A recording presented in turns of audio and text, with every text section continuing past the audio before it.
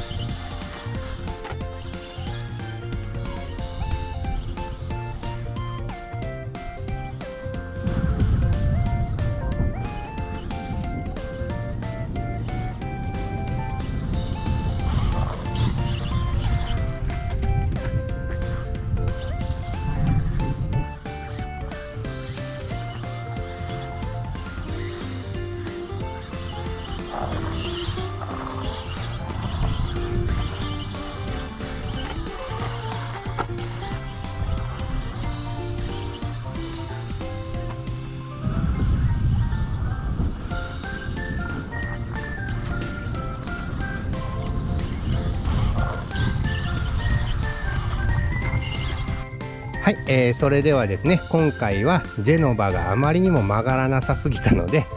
打角をアップして、ハイグリップなコースでもしっかり曲がれるようにちょっとした加工をねしてみました、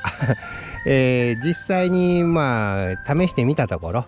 打角がある方がやっぱりよく曲がれるので、かなり操作も楽になりましたなんでしばらくはこのまま行こうと思います。正直耐久性の方はね、若干落ちたとは思うんですけど、もし壊れたらその時はパーツ交換なりで、対応しようと思います。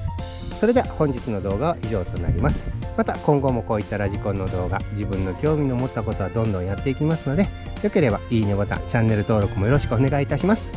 それでは最後までご視聴いただきありがとうございました。失礼します。